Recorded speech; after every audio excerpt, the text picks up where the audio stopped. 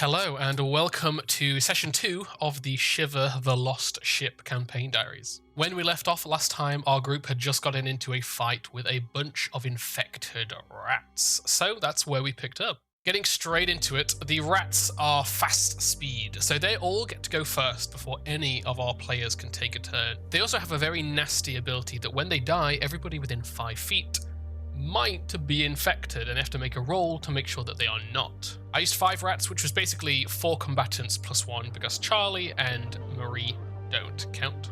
As the fight begun, the rats were hitting a lot more than I was expecting them to, so I was intentionally spreading the damage across multiple of our heroes. This excluded Charlie because he is infected. Normally this is a bit of a later part of the infection process where the enemies stop targeting infected creatures, but I brought it up to be one of the sooner effects of being infected. The rats were also a little bit tankier than the party expected.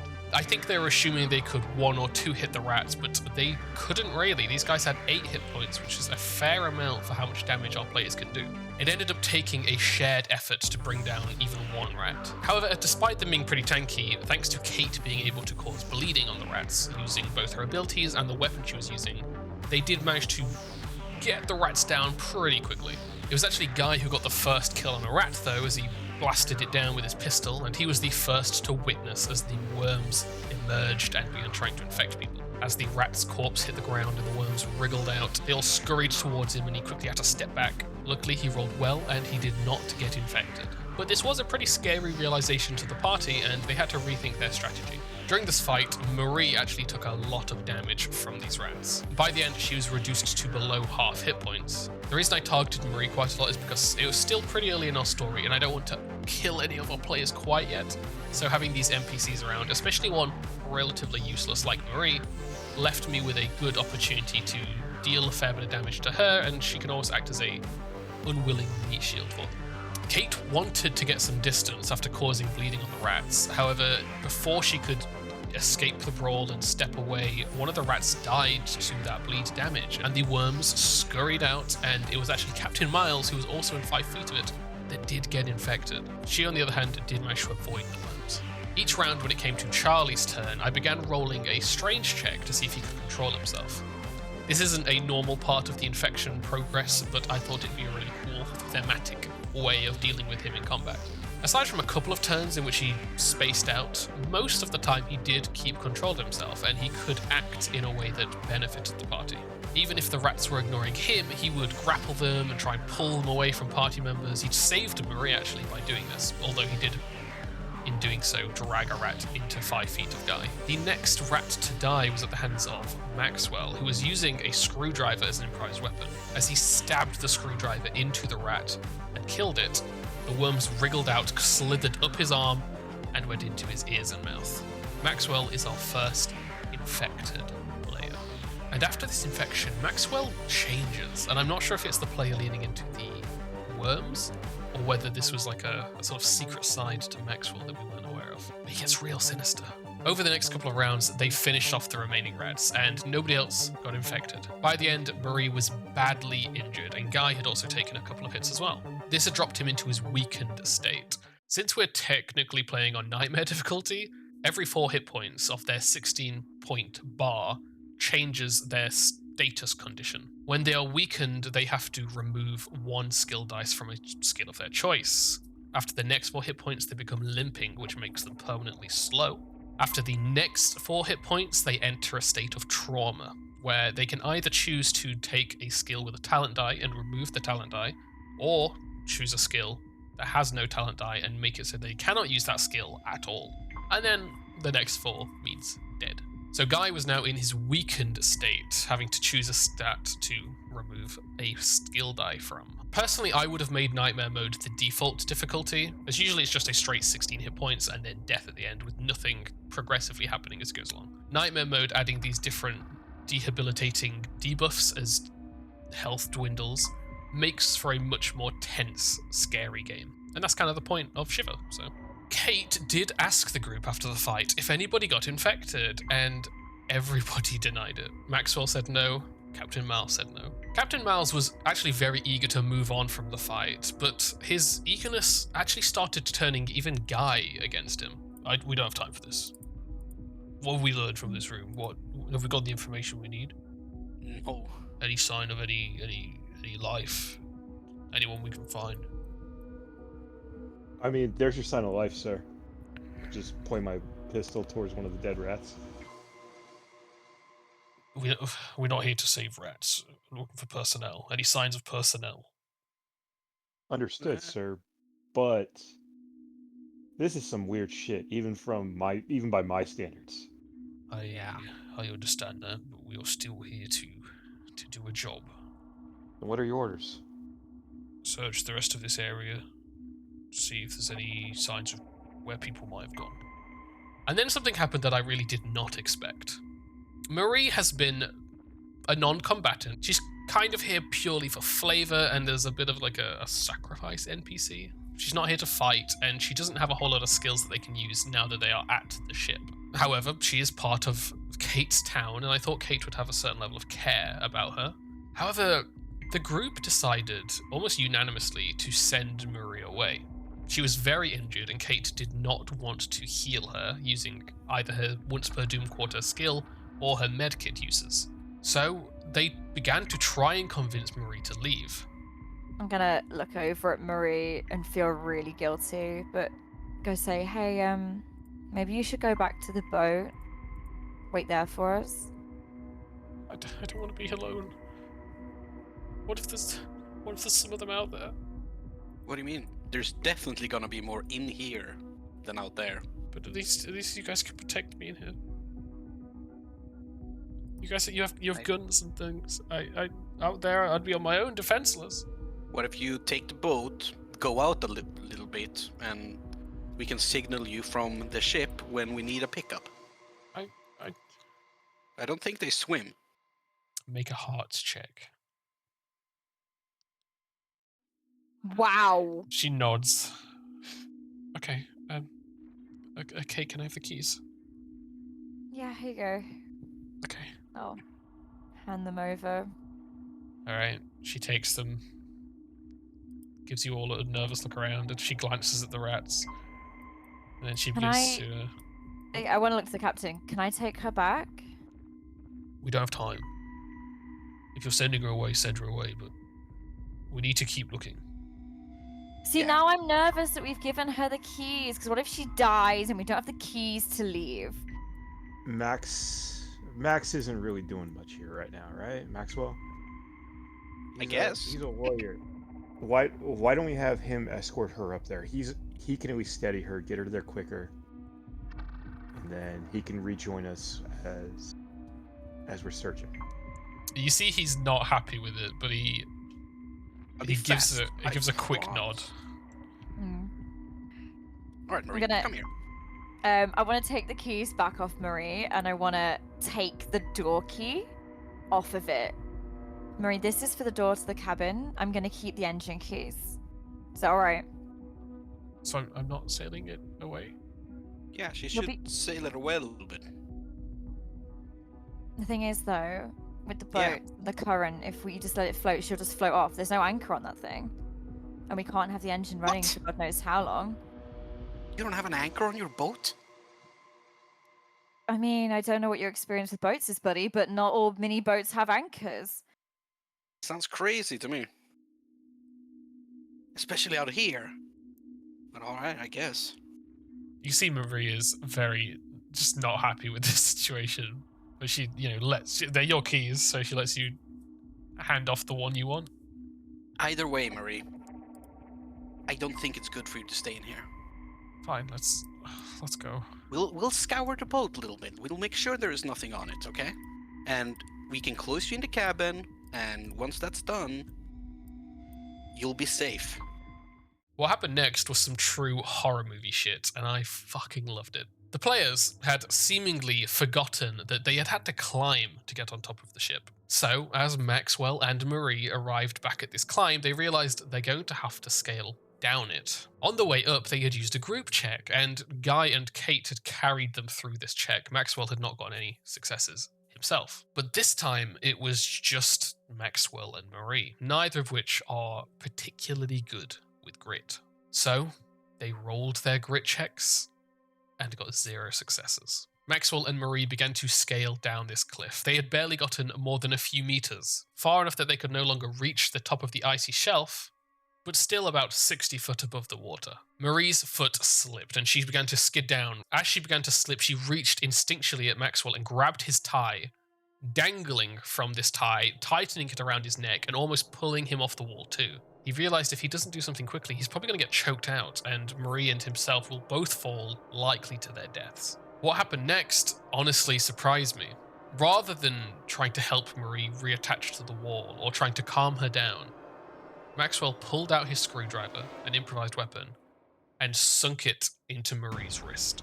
Instinctually, she let go of that hand and was dangling by her other hand. She, of course, had a look of shock on her face, which very quickly turned to anger. Realizing that this was likely the end and assuming it was the worms making him out like this, she put her feet on the wall and pulled, trying to drag Maxwell off the wall with her. They rolled contested grit checks, and Marie won. You ready? Let's go. Yeah. I fucking knew it. Okay, she pulls you from the wall, and you also lose your grip and begin sliding rapidly. She does so with enough force that she actually leaves the edge of the wall for by about 2 meters, but it is slanted.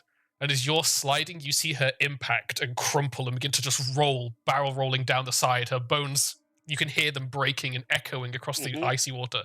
And you see her body impact the water below, and crashing through a thin layer of ice and just sinking beyond. You're sliding down. I need you to make a wit check to try and grab the wall anywhere you can to stop yourself also sliding down into this water. Maxwell tried desperately to find grip on the wall, but he could not do so. He was sliding down by his back, shredding his back against the icy, jagged cliff. I made him take 4 points of damage, immediately reducing him to weakened. And then in a moment of desperation, he took the screwdriver and jammed it into the wall. The screwdriver scraped as it dragged down, but it did catch just before he impacted the water below. And as Maxwell hung there breathing heavily and began the slow climb back up to the top of the ship, we moved the scene to Kate and Guy. As all that was happening, Kate decided to examine Charlie again. She wanted to see if he'd gotten any worse. And at this point, Charlie had progressed through the infection stages. He was now extremely jumpy, and there were very thick black veins bulging all across his neck and chest and arms. Upon seeing this, Kate went to talk to Guy. Charlie's not doing so hot.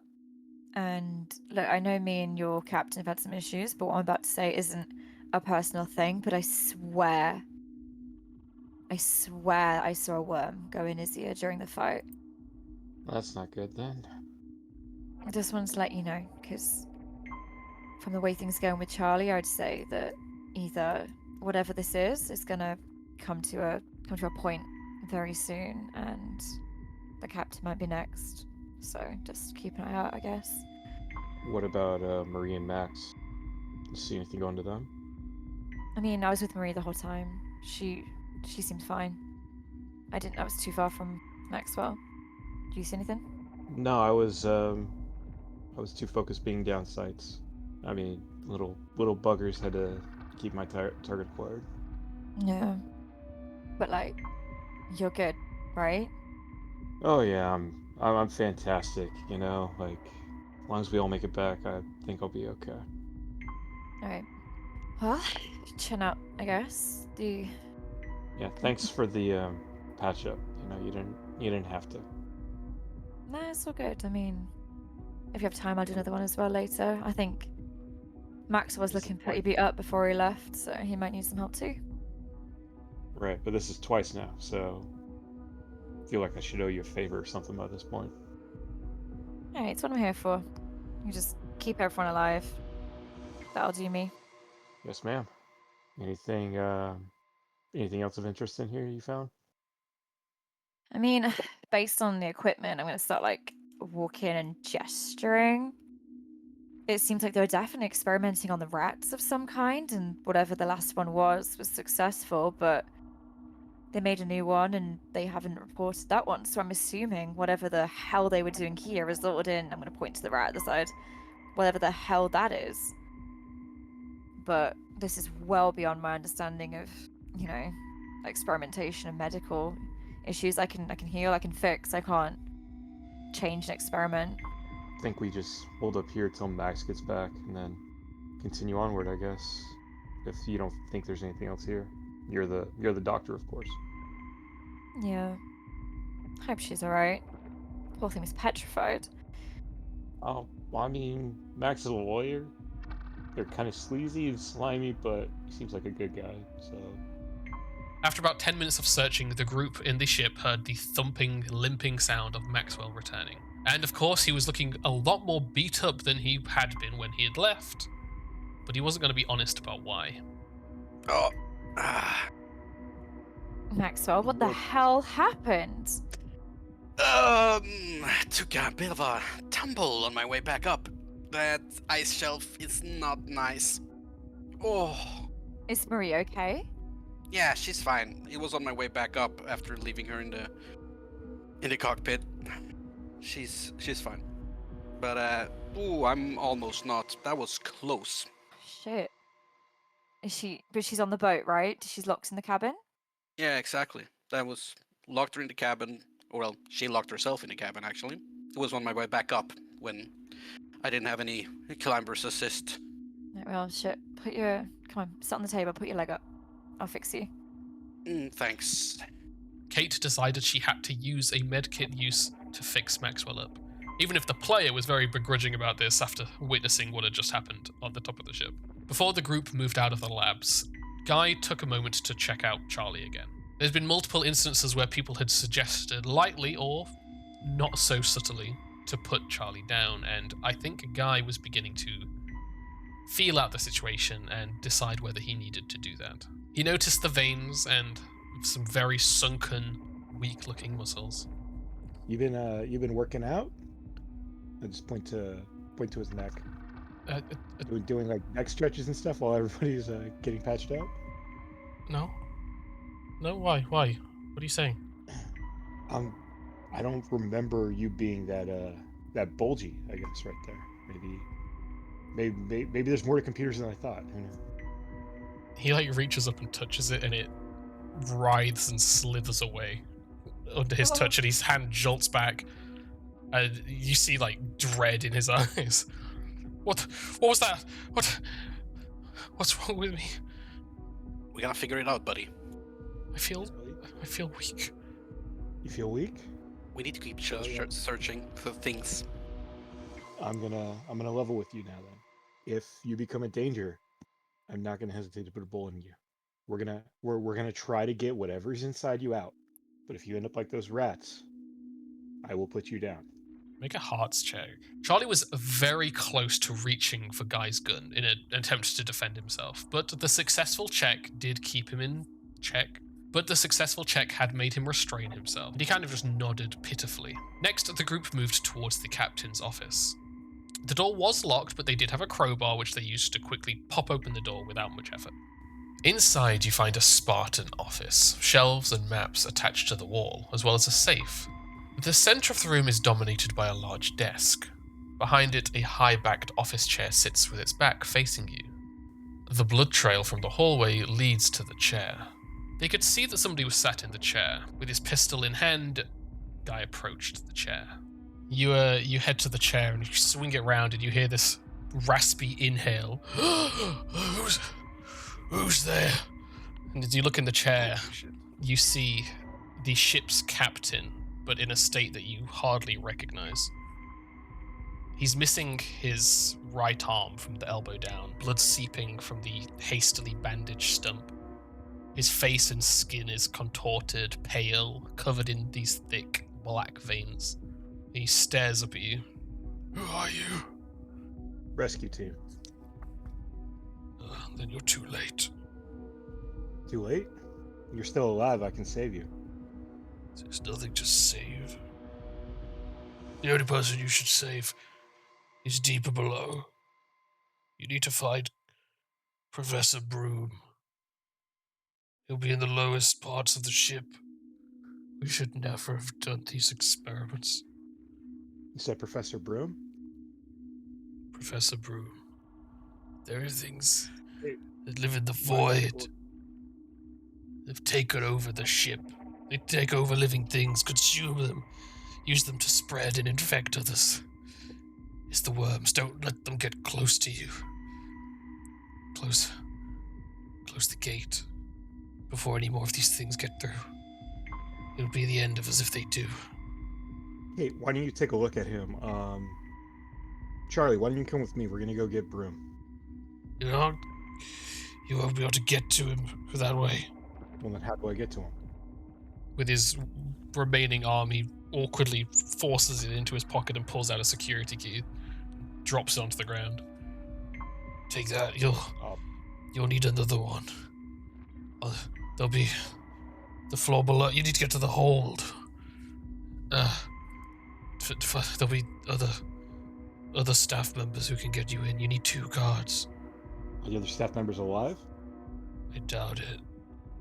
Max, you want to stay up here with Kate and Cap, or you gonna come with me? Ooh, we're not going together? I feel like we might be better off if we all go as a team. As you guys are talking, Oh. Captain Miles enters and sort of drags Charlie in and moves him over to the side. And Captain Miles closes the door and sort of stands in front of it. We just need a minute in here. Charlie, see if you can find it. Charlie, who was very much dazed and wasn't quite sure what was happening, went to the computer and began typing away the PC. Meanwhile, the captain kept rambling. We were building off the ruins of the USS Philadelphia experiment. Tried to utilize teleportation technology for rapid transport. But after the critical failure of that experiment, they realized there was more potential for exploiting other places, harnessing their energy, their resources for humanity's gain. The experiment was taking place at the bowels of the ship. The chaos has spread out from there. Professor Broom, he was the experiment's chief scientist. He'll be down in the very bottom of the Morningstar. Yeah, shh. I'm gonna start checking his vials and stuff. But I listen intently to what he's saying. the worms we've seen, what are they? They're not normal. They came through. What? Through what? The gates. Charlie pipes up from the desk. Captain, I can't find it. It's not on here. Captain Miles walks over to the captain and puts a rather heavy hand on his shoulder. What did you do with the data? And the captain looks at him with rather stern eyes. This be the captain of the ship. You don't want that. And Miles squeezes a bit on the shoulder, causing the captain to wince. It's very important that we get that data. They sort of stare at each other for a few moments, and then the captain pulls out a small thumb drive, and the captain grabs it and tosses it across to Charlie, who puts it into the computer and begins typing away again. Look, you want to let go of him. He just causing him pain for no reason now. And look pointedly at his hand on his shoulder. The captain lets go and walks over to the computer. And Charlie says, it's encrypted. The man in the chair, wheezing pretty heavily at this point. The only person who'll get you into there is Professor Broom. If it means you'll go down there and save him, then fine, take it. Kate tried her best to assess the captain's situation, but as she did so, a large black tentacle, a thick worm so wide that it tore the edges of his jaw as it emerged from his throat, caused the captain to transform into a consumed, and a fight broke out. As a consumed, he was of slow speed, so the entire party got to act before he did. Guy opened the door to the hallway and backed out as he began firing at the consumed. Kate slashed at the creature, knocking it prone and causing it to bleed. Monsters do have a retaliation check. Every time they are hit, typically in melee, they get the chance to roll a reaction. It's 1 dice, and they're looking for a specific symbol or lower. So in the case of a consumed, they need an amber symbol, which would be grit, just grit. But some creatures might have a blue symbol, which would be wit or grit that can trigger. And so on and so forth. The stronger the monster, the more likely it is to have a reaction. So it managed to hit Kate in retaliation. Kate then used her interact to escape the brawl and began to run away. But when you escape a brawl, the monsters do get attacks of opportunity, and the consumed took it. It managed to land a hit, so she took some damage, but as well as that, this creature has the ability to instantly grab someone it hits. So she was unable to run away. It held her in place using that reactive attack. Maxwell hurried over and tried to help, but a terrible roll just increased the doom clock by 2. Charlie, on his turn, grabbed the USB from the computer and rushed out of the room into the hallway. Then it was the turn of the Consumed. It attacked Kate, critically hitting her, dealing 6 points of damage and knocking her prone. This left Kate on only 4 hit points. Another strong hit and she would be dead. Luckily, at the beginning of the next turn, a guy shot, critically hit, and killed the Consumed. Combats are very quick in Shiver. Monsters don't tend to linger off for very long. They don't have a huge amount of hit points, neither do the players, to be fair. So things happen very fast. And a lot of monsters don't really have options for interacts.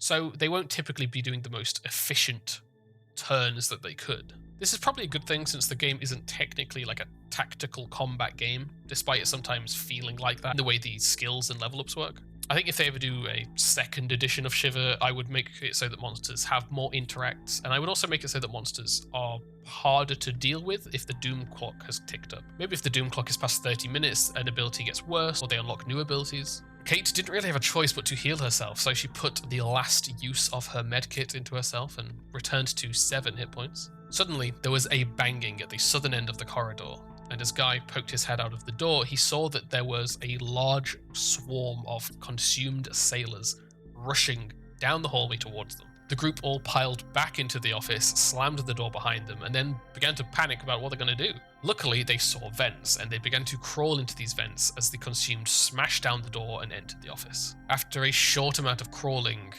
the vents began to creak and buckle, giving up under the weight of the party. The vents collapsed and the party went down with them, clattering onto either side of a glass cube. With a heavy clatter, your fall comes to a halt, the sounds of metal on glass still ringing in your ears. As soon as you look up, you find your vision halted by thick, swirling fog. A shadow moves in the fog, human at first, but then growing larger as a hulking mass of flesh looms over you. Those on the outside of the cube see rows of large glass cubes that line the clinical surroundings. The glass appears to be extremely thick, but the contents of the cubes is obscured by a thick, swirling fog. At the far end of the room, you see a heavy-duty door that seems to slide to one side electronically. On the left side of the room are a series of screens and computers, and lab equipment.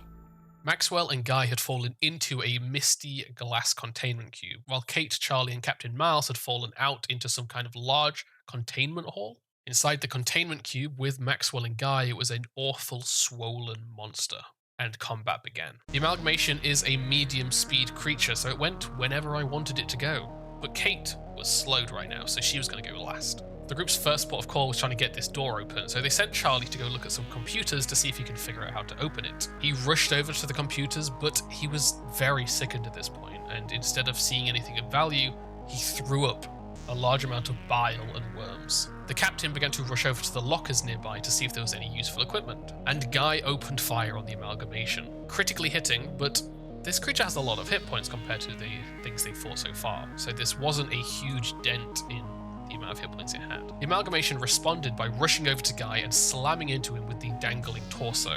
As well as dealing damage, the torso wrapped its arms around Guy and hoisted him off the ground, leaving him grappled. Maxwell stabbed at the beast, causing it to bleed, and then Kate hurried over to the PCs to see what she could learn. She realized that the computers were designed to destroy the things inside the containment cubes, which was very useful, but unfortunately, Maxwell and Guy were still in there. So for right now, it wasn't a viable option. She also found out that the door is opened by a scientist's keycard, and luckily, Guy and Maxwell noticed that the torso wrapping around Guy right now had a keycard on it. They just needed to find a way of getting it. For the next couple of rounds, Guy and Maxwell desperately tried to wrangle this keycard off the torso. Meanwhile, Captain Miles continued to rummage for gear as Kate and Charlie resisted the urge to blast the entire room with flames or ice. Kate did take some time to heal herself though, which did put her past the threshold and made her no longer slow. Eventually, Guy did manage to pull the keycard from around the neck of the scientist and open the doors. The pair piled out, although the monster did try and use its opportunity attack to grapple Guy. Luckily, it failed to hit him. And then Kate pulled a lever, immolating the cube and everything inside it, leaving the amalgamation very much incinerated. However, during that battle, the doom clock had ticked up. And that needed to be resolved. As the group were all recovering from the stress of battle, Captain Miles pointed over to the lockers and informed them that there was still actually a lot of equipment there. So the group all hurried over to see what they could find. While their backs were turned, they heard a gunshot and span around to see Captain Miles's body clatter to the ground with a thud. 2 Russian soldiers burst into the room, rifles pointed, and they began screaming at everybody in Russian. The group immediately threw their hands above their head and tried to comply with orders they couldn't understand. One of the soldiers kept their gun pointed at the group, while the other began to search Captain Miles. When they didn't find what they were looking for, one of them grabbed Maxwell and dragged him to the other side of the room to interrogate. Or at least that's what Guy and Kate thought. It's time to reveal what Maxwell's secret objective is. Maxwell is a Russian plant. He is here to collect the data and hand it off to the Russian soldiers. However, things hadn't quite gone the way they'd expected, and the handoff could not be achieved yet. As he was dragged off, he quickly briefed the soldier on what had happened so far. Do you have the data? I think actually the nerdy guy has the data. Should be on a thumb drive. Thumb drive, okay. It is encrypted though. We might be able to crack it, but there should be someone further down into the ship. Someone known as Professor Broom. They should be able to decrypt it. They have the encryption key. Okay. There are lots of weird things on the boat. Yes, there are. Apparently, they are interdimensional vermin of some kind. There is a gate somewhere here. We might be able to shut it off and secure the area. Okay. You will keep going with these people. And Yes. you will get the professor to unencrypt the data. And then Yes. you will head back up the boat to us. Yes. Do you have an exfil? We have a helicopter. It Good. is parked on the next glacier over. Mhm. There is a small dinghy on the other side of the ice shelf. Ah, all right. Good, good. Yes. Let me go with these people, and we'll secure the information. The soldier dragged Maxwell back and threw him down onto the ground with the rest of the group. The 2 soldiers were quietly but intensely talking to each other, and then one of them rushed over, searched Captain Miles again, took his wallet and his badges, and then they quickly exited the room in a hurry. The group were understandably pretty confused by this, but unfortunately they first had to deal with the fact that Guy's fear had been triggered. Guy, after the failure of his previous missions, had the fear of seeing an ally die, and as Captain Miles's body was lying on the ground, his fear had been triggered. Luckily, Maxwell has the unique ability to, once per Doom Quarter, reduce somebody's fear, so he used that and Guy was able to calm down. But then they needed to decide what to do next. We should get going. Wait, they took you down there, and now they're... They wanted to go through the door, I think. I was trying to tell him that I didn't have the key card, but I don't know. I guess they wanted to go further down, and they searched the captain. I think they're looking for the data. Did they take anything? From the captain, I think, but Charlie's the one with the data. Give it here, Charlie. He looks over at the captain's body, and then you almost see this look of like, what's the fucking point, and just like tosses it over to you. Thanks. They searched the rest of the lockers, and in total they came away with a bunch of flares, a medical kit, 2 hazmat suits, and a flamethrower. The most important discovery, though, was a collection of 3 vials labeled vaccine. One was marked 15, one was marked 16, and one was marked 17. What happened next was our first direct conflict between the players. The group remembered that 17 had been the only green, successful number when they found the information in the lab. So they assumed that 17 was the only vaccine that was going to work. Maxwell has been hiding the fact that he's been infected, so Kate, of course, wanted to give it to Charlie. As she tried to do so, though, Maxwell attempted to snatch it off her.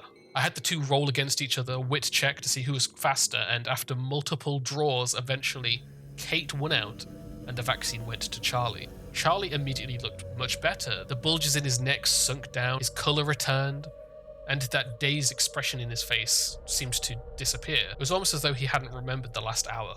But the real takeaway here is that Maxwell had actively tried to snatch that away, and now the party knew that he was either infected or trying to stop Charlie from being cured, either of which is a pretty bad place to be. and it seemed like he might be becoming too dangerous to keep around. But as they rushed for the next floor, that is where we ended the session. At the end of this session, I did let the party level up, so Guy took the ability Legendary Weapon and claimed the Helsing, which is supposed to be a rapid firing crossbow that can hit 3 different damage types, but we've reskinned it as an assault rifle. Maxwell took the chance to improve his wit stat, and Kate took the Barricade ability, which lets her build temporary, durable barricades.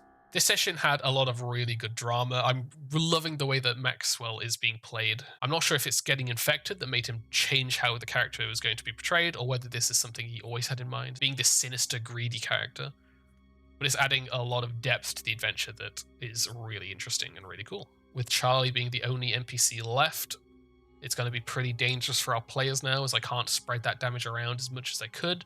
There might be a character death in the next session. Thank you so much for watching. I hope you enjoyed this session, and I hope you're looking forward to the next one, which might be the last one. If you enjoyed this video, then please like, comment, and subscribe. You'll find my usual links to Discord or Blue Sky or Twitch in the description. But that is it for today. I shall see you soon. Bye-bye.